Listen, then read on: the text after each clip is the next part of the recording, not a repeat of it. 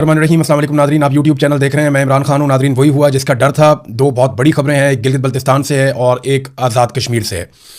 Rawla coat लहूलुहान हो गया है। पाकिस्तान की एस्टेब्लिशमेंट ने जो खेल खेला उसका नतीजा निकला है और इंतहाई अफसोसनाक इत्तलात आ रही हैं रावला कोट से।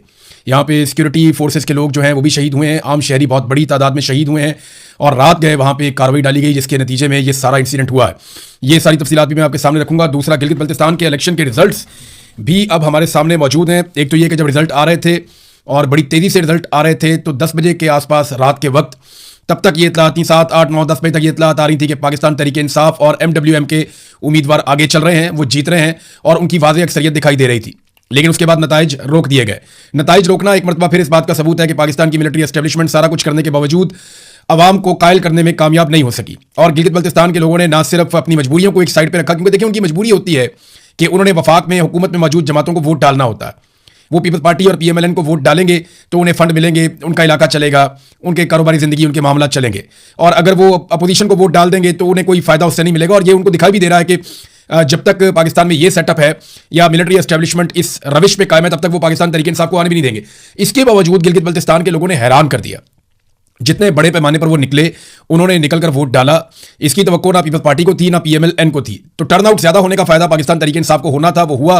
खवातीन ने हैरान किया, बड़ी तादाद में खवातीन ने निकलकर जो वोट डाला वो पाकिस्तान तहरीक इंसाफ को उसका फायदा हुआ।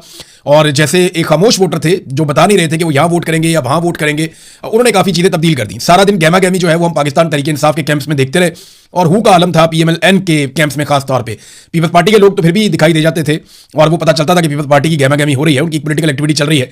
लेकिन PMLN के कैंप्स में नवाज शरीफ के जाने के बावजूद, यानी नून लीग ने अपना सबसे तगड़ा मोहरा मैदान में उतारा था, तो अमली तौर पर तो वो पाकिस्तान मुस्लिम लीग नून जो है वो आसिम मुनीर साहब की पार्टी है। नवाज शरीफ साहब तो बराए नाम ही अब उसके सरबराह रह गए हैं, अब उनकी तो हैसियत कोई नहीं है। लेकिन नवाज शरीफ को मैदान में उतारने के बावजूद कोई कामयाबी नहीं हुई और नवाज शरीफ साहब ने जो कुछ किया उसके बाद एस्टेब्लिशमेंट की जानिब से जो सख्त पैगाम आया मियां नवाज शरीफ साहब के लिए, और वो सख्त पैगाम मौसूल करने के बाद मियां साहब को वहां से निकाला गया और उनके प्रोग्राम कैंसिल किए गए। फिर मियां साहब को पाकिस्तान से बाहर भिजवा दिया गया और मियां साहब के प्रोग्राम कैंसिल होने के बावजूद और मियां साहब के वहां जाने के बावजूद, बहुत सारे वादे और दावे करने के बावजूद, गिले शिकवे करने के बावजूद, रोना धोना करने के बावजूद गिलगित बल्तिस्तान के लोगों ने मुस्लिम लीग नून को रिजेक्ट किया है और मुस्लिम लीग नून तो दूसरे नंबर पर भी नहीं आई। जबकि पाकिस्तान पीपल्स पार्टी को कुछ ना कुछ करके जितवाने की कोशिश की जा रही है। पीपल्स पार्टी ने इस मरतबा एक नया काम किया, वो ये कि रोला भी डालो और इलेक्शन में सीटें भी लो। यानी वो रोला भी डालते थे कि ये गलत हो रहा है, वो गलत हो रहा है, यहां धांधली हो रही है, वहां धांधली हो रही है, ये ज्यादती हो रही है, वो ज्यादती हो रही है। रोला भी डालते थे ताकि वो विक्टिम अपने आप को साबित करें। पुराना तरीका वारदात है इनका। इसी तरह ये भुट्टो के नाम के ऊपर वोट लेते हैं जरदारी सारे मिलकर। तो पीपल्स पार्टी जो है वो रोना धोना भी करती रही और साथ में उन्होंने फॉर्म 47 वाली कार्रवाई भी डाली। जबकि PTI के जो उम्मीदवार जीत रहे थे, खासतौर पर जो खालिद खुर्शीद की वालदा है, वो बड़ी वाज़ेह अक्सरियत से वो आगे चल रही थी और वो इलेक्शन जीत रही थी, लेकिन फिर उनको हरवा दिया गया इलेक्शन। और खालिद खुर्शीद की वालदा को हराना बहुत जरूरी था एस्टेब्लिशमेंट के लिए, क्योंकि इसमें एक पैगाम था। जैसे उस्मान डार की वालदा को हराया गया, जैसे यास्मीन राशिद साहिबा को हराया गया, जैसे परवेज लाई की अहलिया को इलेक्शन हरवाया गया, ईमान ताहिर सादिक जो हैं उनको भी ऐसे ही इलेक्शन हराया गया। और बहुत सारी खवातीन हैं जिनके साथ इलेक्शन में बड़ी ज्यादती की गई है। रावलपिंडी से कुछ खवातीन खड़ी हुई, कुछ पंजाब से खड़ी हुई, तो इनको जबरदस्ती इलेक्शन हरवाया गया था। ऐसे ही खालिद खुर्शीद की वालदा को भी इलेक्शन हरवाया गया। पाकिस्तान तहरीक इंसाफ ने इमरान खान साहब ने जेल में रहते हुए भी वो कामयाबी हासिल की है कि एस्टेब्लिशमेंट के पसीने छुड़वा दिए। वो कि उन्होंने अपना टारगेट बंद कमरों में हासिल कर लेना होता है। मैदान में पाकिस्तान की एस्टेब्लिशमेंट को एक मरतबा फिर शिकस्त हुई है और पाकिस्तान के अवाम ने, गिलगित बल्तिस्तान के गयूर लोगों ने, इसके बावजूद कि उनका सिलसिला चलता ही नहीं है जब तक वो वफाक के साथ शामिल ना हो, इसके बावजूद उन्होंने ये कुर्बानी दी है और उनकी ये सोच है कि हमने वोट एस्टेब्लिशमेंट की मर्जी के खिलाफ देना है। तो ये बहुत बड़ी बात है। और अगर यहाँ पे 2 नंबरी ना की जाती तो पाकिस्तान तहरीक इंसाफ सबसे बड़ी जमात हो सकती थी इन इंतखाबात के नतीजे में। अच्छा, इसमें पाकिस्तान तहरीक इंसाफ के लोगों ने मुतालबा किया बैरिस्टर गौर से कि आप आएं और विक्ट्री स्पीच दें, लेकिन बैरिस्टर गौर ने ऐसा नहीं किया। सलमान अकरम राजा साहब ने यह अनाउंस कर दिया था कि हमें भारी अक्सरियत मिल रही है और तमाम लोगों को मैं मुबारकबाद देता हूं, लेकिन विक्ट्री स्पीच पाकिस्तान तहरीक इंसाफ ने नहीं की। और अभी तक जब मैं ये वीलॉग रिकॉर्ड कर रहा हूं तो नताइज तब्दील करने का सिलसिला जारी है और मुझे ऐसा लगता है कि जब मुकम्मल रिजल्ट आएंगे तो सूरत बदल गई होगी। पाकिस्तान पीपल्स पार्टी ने सादा अक्सरियत मांगी है कि हमें दी जाए और शायद उन्हें दे भी दी जाए, क्योंकि 3 चीज़ें उनसे दरकार है पाकिस्तान पीपल्स पार्टी से। नंबर 1, पाकिस्तान पीपल्स पार्टी से 28वीं तरमीम में मदद चाहिए पाकिस्तान की एस्टेब्लिशमेंट को। नंबर 2, ये बजट जो अभी आ रहा है इसमें मदद चाहिए, इसमें दिफाई बजट और बाकी चीज़ों में बहुत इजाफा भी करना है। और नंबर 3, कश्मीर के मामले के ऊपर जो इस वक्त बहुत बड़ा ब्लंडर एस्टेब्लिशमेंट से हो गया है, उसमें पाकिस्तान पीपल्स पार्टी की अनकंडीशनल सपोर्ट चाहिए होगी। नून लीग का तो बट्टा ही बैठ गया, बिल्कुल ही बेड़ा गर्क हो गया। नवाज शरीफ साहब के आने के बावजूद नून लीग को कुछ फायदा नहीं हुआ। मीडिया नॉर्मली ट्रांसमिशंस किया करता था जीबी के इलेक्शंस के ऊपर, कश्मीर के इलेक्शंस के ऊपर, लेकिन वो भी चीज़ें हमें दिखाई नहीं दी। यानी मीडिया को भी दीवार के साथ लगाया गया, उनको इजाजत नहीं थी कि आप खुलकर चीज़ों को रिपोर्ट करें या चीज़ों के बारे में बताएं। भारत कैदी नंबर 804 जिसकी मुलाकातें भी बंद हैं, जिसकी एक आंख भी हुकूमती राय के मुताबिक ज़ाया कर दी गई है, जिसके साथ जुल्म और जबर का एक सिलसिला जारी है, उस कैदी नंबर 804 ने जेल की सुलाखों के पीछे से बैठकर एक मरतबा फिर पाकिस्तान के निज़ाम को, एस्टेब्लिशमेंट को शिकस्त दी है। लेकिन आपको पता है कि वो हार जाते हैं, लेकिन हार नहीं मानते। वो हार जाते हैं, बार बार हारते हैं, अवाम उन्हें बार बार शिकस्त देते हैं, लेकिन इसके बावजूद वो धांधली करके, बेईमानी करके, फ्रॉड करके किसी न किसी तरह अपनी बका के लिए कोशिश करते रहते हैं। पीटीआई ने तो आज जश्न भी बहुत मनाया और पीएमएलएन और पीपल्स पार्टी की शक्लें देखने वाली थी। आज से चंद दिन पहले जिस तरह ये एक दूसरे को गालियां दे रहे थे, एक दूसरे को बुरा भला कह रहे थे, वो कह रहा था तू करप्ट है, वो कह रहा था तू करप्ट है, वो कह रहा था लाहौर बर्बाद हो गया, वो कह रहा था कराची बर्बाद हो गया, वो कह रहा था तुम लोगों ने ये खाया, वो किया, तुमने बेनजीर इनकम सपोर्ट प्रोग्राम में करप्शन की, वो कह रहा था तुमने बिजली के कारखानों में करप्शन की, वो कह रहा था तुम्हारी हुकूमत जाली है, वो कह रहा था तुम फॉर्म 47 के ऊपर आए हो। एक दूसरे को बुरा भला कह रहे थे, लेकिन जैसे ही पोलिंग का वक्त खत्म हुआ तो ये सारे इकट्ठे होकर बैठ गए और इनकी शक्लों के ऊपर 12 बजे हुए थे। तस्वीर आप देखें, यानी इनकी शक्लें बता रही हैं कि इनके साथ क्या हुआ। उधर पाकिस्तान तहरीक इंसाफ के आप देखें प्रोग्राम, वो जश्न मना रहे हैं उसके बाद कि हमने इलेक्शन जीत लिया, रिजल्ट ये जो भी करें। अब देखना यह है कि गिलगित बल्तिस्तान के लोग और पाकिस्तान तहरीक इंसाफ की क़यादत इसके ऊपर किस तरह का रद्देअमल देती है। जिस तरह एक मरतबा फिर उनका इलेक्शन, चलो पूरा चोरी नहीं हुआ तो बहुत बड़े पैमाने पर उनका इलेक्शन चोरी हो गया है, देखते हैं वो इसके ऊपर किस किस्म का रद्देअमल देते हैं। नाज़रीन, अब चलते हैं आज़ाद कश्मीर की सूरत हाल पे, जो इंतहाई अफसोसनाक है और बहुत ही तशवीशनाक खबरें जो हैं वो आज़ाद कश्मीर से आ रही हैं। रावलाकोट ये एक ऐसा इलाका है जहां से बड़ी सख्त मुज़ाहमत होती है हमेशा, और यहाँ के लोग बड़े सख्त जान हैं, बड़े मजबूत लोग हैं और बड़े बहादुर लोग हैं। इनके बहुत सारे लोगों ने बड़ी बड़ी कुर्बानियां भी दी हैं पाकिस्तान के लिए और कश्मीर के लिए। अब ये रावलाकोट के अंदर पहला इंसिडेंट होता है जहां पे उमर नज़ीर कश्मीरी को गोली मारी जाती है, उनको जख्मी किया जाता है गोलियां मार के, और उनके एक साथी शाहजेब को कत्ल कर दिया जाता है और उनकी शहादत के साथ कुछ और लोग जख्मी हो जाते हैं। फिर नमाज जनाजा का एक मामला खड़ा होता है, लोग सीएमएच के बाहर एहतजाज कर रहे हैं और अचानक से चारों तरफ से सिक्योरिटी फोर्सेज ने घेरना शुरू कर दिया और उसके बाद लाइटें बंद कर दी गई। जिस तरह 26 नवंबर को लाइटें बंद हो गई थी डी चौक में, इसी तरह लाइटें बंद कर दी गई और फिर फायरिंग का सिलसिला शुरू होता है। अभी बहुत सारे ऐसे मनाजिर आ रहे हैं जो बड़े हौलनाक हैं, और इतने हौलनाक मनाजिर हैं और ऐसी ऑडियोज हैं और इस तरह की वीडियोज आ रही हैं कि मैं आपको दिखा भी नहीं सकता। यानी मैं खुद वो देख रहा था तो मैं नहीं देख पा रहा था कि इस किस्म की बर्बरियत क्या आज़ाद कश्मीर में हो सकती है। हम मकबूजा कश्मीर में कभी ऐसी चीज़ों की तवक्को नहीं कर रहे थे जो आज़ाद कश्मीर में हो गया है। अहमद फरहाद साहब की टाइमलाइन से मैं एक चीज़ आपको पढ़ के सुनाता हूं, क्योंकि उनका ताल्लुक कश्मीर से है और डायरेक्टली उनके बहुत सारे दोस्त उस एहतजाज में वहां पे शामिल हैं। तो बताते हैं कि रावलाकोट से जिन मकामी लोगों और साफियों से बात हुई और जिन दर्जनों लोगों के मैसेजेस मुझे मिले, उनके मुताबिक हजारों मुजाहिरीन पर 1 घंटे से जायद जारी रहने वाले ऑपरेशन में खुदकार हथियारों से शदीद फायरिंग की गई। ये बहुत सारे मैसेजेस मुझे भी आए हैं, बहुत सारी वीडियोस भी आई हैं और मैं हैरान उड़ता उन्हें देखकर। अहमद फरहाद उन्हीं की बात कर रहे हैं। उन्होंने कहा जी खुदकार हथियारों से शदीद फायरिंग की गई है, जबकि इस दौरान मुसलसल हेलीकॉप्टर भी फिजा में प्रवास करते रहे। एनी शाहिदीन के मुताबिक धरने के मुकाम पर उस वक्त दर्जनों शदीद जख्मी मौजूद हैं, जिन्हें उठाने वालों को भी सीधी गोलियां मारी जा रही हैं और जिनमें से अक्सर के बारे में यह खदशा जाहिर किया गया है कि वो मर चुके हैं। बात करने वालों ने यह भी दावा किया है कि ऑपरेशन में हेलीकॉप्टर का भी इस्तेमाल किया गया, जबकि ऑपरेशन के बाद लाशें भी गायब की जा रही हैं। ये वो गैर मुसद्दका इतलात हैं जो तवातर से मुख्तलिफ लोगों की जानिब से मुझे मिली हैं और मुख्तलिफ सोशल मीडिया प्लेटफॉर्म्स और ग्रुप्स में शेयर हो रही हैं, लेकिन चूंकि मैं वहां मौजूद नहीं, लिहाजा किसी खबर की तस्दीक नहीं कर सकता। फिर उन्होंने बताया कि दिल्ली इंतजामिया से रब्ता करने की कोशिश की, वो कुछ और साफियों ने भी कोशिश की, लेकिन उनकी तरफ से मौके कोई नहीं आया और ये इतलात इतनी बड़ी तादाद में और शिद्दत से मुझ तक पहुंची है कि अगर इनकी तस्दीक नहीं की जा सकती तो इनसे मुकम्मल तौर पे इनको नजरअंदाज भी नहीं किया जा सकता। ये ऐसे ही हो रहा है, वीडियोज आ रही है, इंफॉर्मेशन आ रही है। जो लोग वहां मौजूद हैं वो क्लेम कर रहे हैं कि दर्जनों लोगों को गोलियां लग गई हैं और वो 20 से ज्यादा शहादतों का क्लेम कर रहे हैं। उनका दावा है कि इससे ज्यादा लोग शहीद हो गए। मैं बड़ा मोहतात होकर आपको ये नंबर बता रहा हूं। वो कह रहे हैं जी बहुत सारे लोगों को गोलियां लगी। खबर एक आ गई थी मीडिया में, पहले 7 लोग शहीद हो गए, लेकिन उसके बाद एकदम खबर आना बंद हो गई। मीडिया को मना कर दिया गया कि आपका कोई ब्लैकआउट है, मुकम्मल तौर पर आप वहां पर नहीं दिखा सकते कि आजाद कश्मीर में क्या हो रहा है। और इतना खौफनाक, यानी वो कहते हैं मेरा दिल और दिमाग इन इत्तलात की तस्दीक करने से कासिर है, लेकिन जिस तरह से ये इत्तलात पहुंच रही हैं वो इंतहाई परेशान कुन और तकलीफदेह हैं। मुतअद्दिद ज़राए के मुताबिक इस मुबैना खूनी ऑपरेशन के बाद इस वक्त शहर का इलाका मुकम्मल तौर पर सिक्योरिटी फोर्सेज के कंट्रोल में है। देखिए कर्फ्यू जैसी एक सूरत हाल वहां पे आज़ाद कश्मीर में मौजूद है। पहले पाकिस्तान के मीडिया पर खबरें चलवाई गई और यह बाकायदा डिस्कशन हुई और यह फैसला किया गया कि कर्फ्यू लगा दिया जाए आज़ाद कश्मीर के रावलाकोट के इलाके में। लेकिन जब तनकीद हुई, मैंने शोर मचाया, बाकी लोगों ने शोर मचाया कि यार ये तो इंडिया लगाता है, मकबूजा कश्मीर में कर्फ्यू, आप पाकिस्तान में कर्फ्यू लगाने लगे आज़ाद कश्मीर में, तो फौरी तौर पे जो कर्फ्यू वाली खबर है वो वापस ले ली गई। लेकिन अमली तौर पे वहां पे एक तरह से कर्फ्यू है, हर तरफ सिक्योरिटी फोर्सेज मौजूद है, बड़ी खौफनाक फायरिंग हुई है, लोगों को मुंतशिर किया गया है, बड़ी जबरदस्त शेलिंग हुई है और ये सारे मनाजिर रिपोर्ट हुए हैं।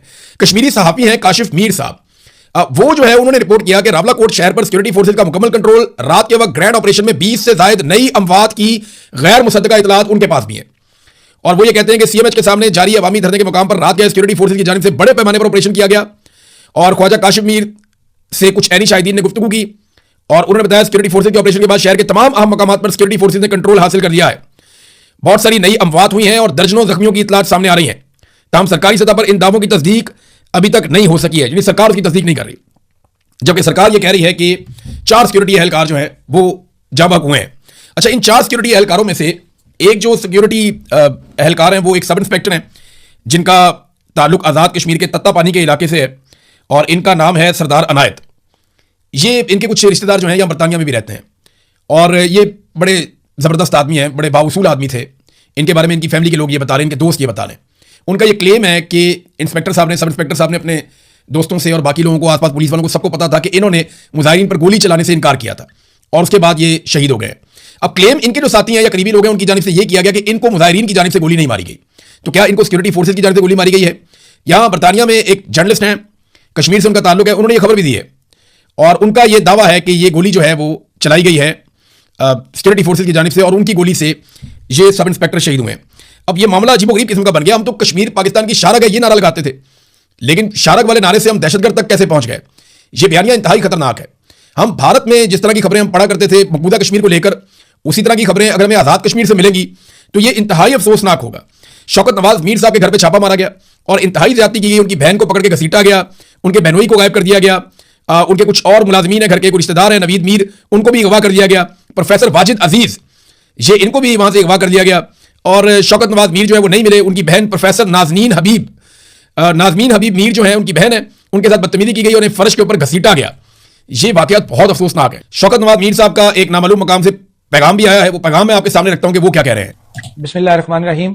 मैं शौकत नवाज मीर, मेंबर जम्मू कश्मीर ज्वाइंट अवामी एक्शन कमेटी, इस वक्त अपने तमाम ओवरसीज भाइयों से मुखातिब हूं और स्पेशली मेरी आज उनसे ये रिक्वेस्ट होगी, बल्कि मैं ये कहूंगा कि मेरी इसको आखिरी रिक्वेस्ट समझें, क्योंकि आपने पहले दिन से जम्मू कश्मीर ज्वाइंट अवामी एक्शन कमेटी में जिस तरीके से रियासत के लोगों को सपोर्ट किया, चाहे वो जानी था, माली था या सोशल मीडिया के ऊपर एक महाज था, हम आपका जितना शुक्रिया अदा करें कम है। लेकिन आज का मेरा ये वीडियो क्लिप आपसे स्पेशली ये इस्तदा करता है कि क्योंकि यहाँ पे रियासत जबर पे आ चुकी है, रियासत ने हमसे तमाम वसाइल हमसे छीन लिए हैं, रियासत ने रियासत के अंदर कत्लेआम जो है वो शुरू कर दिया, रावला कोट के अंदर हमारी कीमती जानें जो है जाया हो गई हैं। इसी तरीके से पूरी रियासत के अंदर से लोगों को घरों से, दुकानों से राह चलते उठाया जा रहा है कि ये वो एक माहौल पैदा कर दिया गया कि आपको दुश्मन और अपने के अंदर आप फर्क करना बड़ा मुश्किल हो गया। लिहाजा मेरी तमाम ओवरसीज भाइयों से अपील है कि रियासत के जिस जगह से आपका तल्लक है, आप लोगों की जिम्मेदारी बनती है, ये कौमी फरीजा आप पे बन चुका है कि रियासत के लोग इस वक्त मजबूरी में है, परेशानी में है और वो बेबस हो चुके हैं। आप लोगों की जिम्मेदारी बनती है कि अपने मेरे इस मैसेज को सुनते हुए अपने अपने घरों के अंदर कॉल्स के जरिए उनसे राब्ता करें और उनको ये कहें कि 9 जून को मुकम्मल रियासत को लॉकडाउन करते हुए बाहर निकलें। और खासतौर पे अगर किसी इलाके के अंदर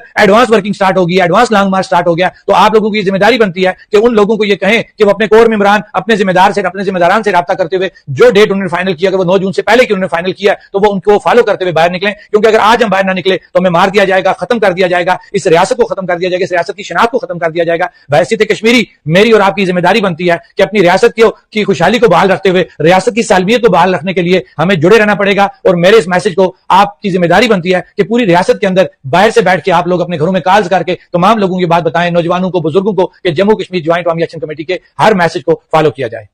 ये शौकत नवाज मीर साहब की आपने बात की, उन्होंने एक जुमला बोला कि रियासत की शनाख्त। अब देखिए पाकिस्तान में एक नया मुतालबा शुरू हो गया है और ये मुतालबा वो लोग कर रहे हैं जो PMLN या मिलिट्री एस्टेब्लिशमेंट के करीब है। तो इसका मतलब ये है कि इसके ऊपर भी डिस्कशन हो रही है कहीं पे। मुतालबा ये किया जा रहा है कि आज़ाद कश्मीर को पाकिस्तान का हिस्सा करार दे दिया जाए। देखिए मेरे ख्याल में ये अक़वाम मुत्तहिदा में और आलमी सतह पर अपने केस को तबाह करने की एक साजिश हो सकता है। आप ये कैसे कर सकते हैं? मकबूजा कश्मीर वाला आपका मुकदमा ही खत्म हो जाएगा अगर आपने आज़ाद कश्मीर को पाकिस्तान का हिस्सा डिक्लेयर कर दिया। आप तो ये कहते हैं कि कश्मीर का फैसला कश्मीरी करेंगे और इस्तिस्वाब राय के जरिए होगा, अक़वाम मुत्तहिदा की करारदाद के मुताबिक होगा। अगर आप ये कर देते हैं तो नरेंद्र मोदी की तो जीत हो जाएगी, भारत तो जीत जाएगा अपने मौके में कि जनाब हमारे पास जो कश्मीर है वो हमारे पास है, जो आपके पास है वो आपके पास है। और जनरल बाजवा दर्जनों सहाफियों को ये ख्वाहिश का इजहार कर चुके हैं कि भूल जाओ कश्मीर को, अब जो हमारे पास है वो हमारे पास है, जो उनके पास है वो उनके पास है। जनरल बाजवा गोलमोल करके ये बात कई मरतबा कह चुके हैं और उसके बाद से अब तक हम देख रहे हैं कि वही पॉलिसी चल रही है। तो ये जो ख्वाहिश का इजहार किया जा रहा है, मेरे ख्याल में ये पागलपन है।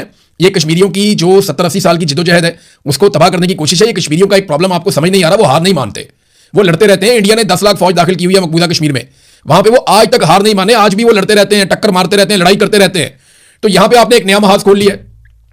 एक महाज आपने बंगालियों के साथ खोला, फिर बलोचों के साथ खोला, फिर मुहाजिरों के साथ खोला, फिर पश्तूनों के साथ खोला, कबाइलियों के साथ खोला, अब एक महाज आपने आजाद कश्मीर में आगे खोल दिया। और जो जीबी में आपने कर दिया वहां का नौजवान भी आपसे नाराज हो जाएगा। तो पाकिस्तान में एक के बाद एक महाज खोला जाता है। गुज़िश्ता चंद सालों में जो कत्लेआम हुए हैं उनमें 9 मई 2023 को एक कत्लेआम हुआ पाकिस्तानियों का, एक कत्लेआम हुआ 2024 में 26 नवंबर को पाकिस्तानियों का, एक कत्लेआम आजाद कश्मीर में इससे पहले हो चुका है, एक कत्लेआम तहरीक लबैक के कारकुनों का बड़े पैमाने पर मुरीदके में हो गया था और अब एक कत्लेआम दोबारा से रावला कोट में हो गया जिसमें कहा जा रहा है कि लाशें छुपाई जा रही हैं। मालूमात देखें हमें तब मिलेंगी जब ज्वाइंट अवामी एक्शन कमेटी कोई मौक़िफ़ देगी और बताएगी कि कितने लोग शहीद हुए और कितने लोग जख्मी हुए। जब मकामी सतह से इंफॉर्मेशन आएगी तो फिर हम कुछ कह पाएंगे। जो ओवरसीज पाकिस्तानी है कश्मीरी वो बहुत गमो गुस्से में है, वो राब्ता कर रहे हैं लगातार और वो एक दूसरे के साथ जुड़े हुए हैं। मुझे ऐसा लगता है कि पूरी दुनिया में जहां जहां कश्मीरी मौजूद हैं वो बड़े जोरदार तरीके से आवाज उठा भी रहे हैं और आगे उठाएंगे। तो पाकिस्तान की रियासत के लिए इससे बदनामी है, कोई फायदा नहीं है, नेकनामी नहीं है। हम कश्मीर पे अपना केस कमजोर कर रहे हैं। और देखिए ये 12 नशिस्तें जो हैं मुहाजिरीन की, ये मामला क्या है? नशिस्तों को बुरी बात तो नहीं है, ये तो आपने सिंबॉलिकली दिया हुआ था और बड़ी अच्छी बात थी। लेकिन इन नशिस्तों को पाकिस्तान की एस्टेब्लिशमेंट ने जिस तरीके से हुकूमतें गिराने और बनाने के लिए इस्तेमाल किया, जिस तरह से अपनी कठपुतली सरकार बनाने के लिए हमेशा इन नशिस्तों को इस्तेमाल किया, इन नशिस्तों के गलत इस्तेमाल ने इनको खत्म करने का मुतालबा शुरू करवा दिया। अब वो कहते हैं इनको खत्म करो भाई, इनका हमेशा गलत इस्तेमाल किया जाता है। हमने नेक नियति थी कि शामिल करें, लेकिन आपने जो हमारे साथ किया, पीठ में बार बार खंजर घोंपा, बार बार आपने हमारी हुकूमतें गिराई और बनाई इन्हीं 12 कठपुतलियों के जरिए से, तो इनको खत्म करें। अब उनका मुतालबा जायज लगता है क्योंकि इस्तेमाल आपने उस चीज का इंतहाई गलत किया और वो गलत इस्तेमाल की वजह से हम यहां पे खड़े हुए हैं। आपको मैं एक चीज दिखाता हूं, ये देखें आप, ये डाटा देखें।